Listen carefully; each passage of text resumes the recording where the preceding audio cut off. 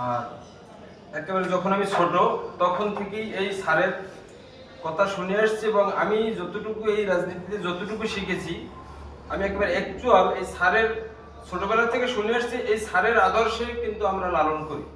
এই যে বন্ধু আছে, আমরা ছোটবেলার আজকে সম্পর্ক, সে ছোটবেলা থেকে আমার বাড়ি কিন্তু বরগুনাতে, বাট কিন্তু আমার কিন্তু আত্মীয় স্বজন ওখানে ব্যাপক হারে, ওখানে আমি গিয়েছি এবং ভোটও চেয়েছি। এবং ওইখান থেকে আমার চাচা ছিল সাবেক দেলোয়ার হোসেন এমপি বরগুনা একে, ওই সময়েরই কিন্তু ঘটনা। ওই সময় আমরা ছোট, ওই সময় থেকে এই স্যারের আদর্শ লালন করে বিএনপি করতেছি, বিএনপি করে আসছি। এই স্যারের আদর্শ একমাত্র।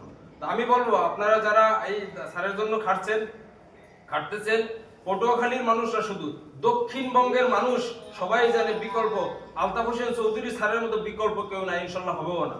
তবে আমরা সবাই দোয়া করবো স্যারের জন্য মন্ত্রিত্ব পায়, আমরা হতাশ হওয়ার কিছু নেই। আলতাফ হোসেন চৌধুরী ছাড় বিকল্প এই বাংলাদেশে নাই, এটা আমরা বলি, সারা বাংলাদেশের মানুষ বলে।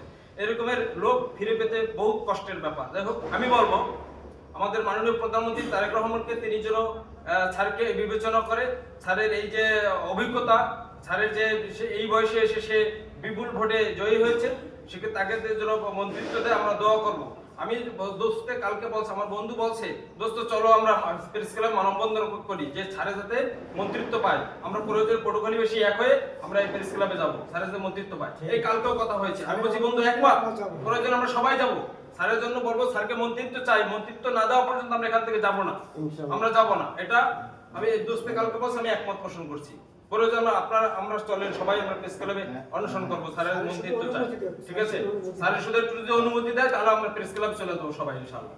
যাই হোক, আপনাদের সকলকে ধন্যবাদ। স্যারের জন্য দোয়া করবেন। আমি অত্যন্ত মর্মাহত, অত্যন্ত দুঃখিত যে মাননীয় প্রধানমন্ত্রী এই এত মোস্ট সিনিয়রদেরকে বাদ দিয়ে নবীনদেরকে এভাবে নিয়ে আসবে, কারণ দেশটা তো পরিচালনা খুব ডিফিকাল্ট। বর্তমান যে দিনটা আসছে, অবশ্যই অভিজ্ঞতার দরকার আছে, সিনিয়র পার্সনের দরকার আছে, এই সিনিয়রদেরকে যেন মূল্যায়ন করা হয়, এই আশা আমি প্রধানমন্ত্রীকে ব্যক্ত করছি।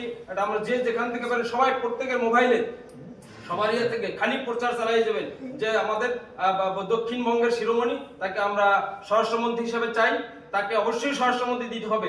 সবাই প্রচার চালিয়ে যাবেন, যেভাবে পারেন ধুমচে প্রচার চলবে, এবং স্যারের জন্য সবাই দোয়া করবেন আপনাদের সকলের, এবং স্যারের সুস্বাস্থ্য দীর্ঘ করে আমার সংক্ষিপ্ত আলোচনা শেষ করছি। ধন্যবাদ। আসসালামু আলাইকুম রহমতুল্লাহ।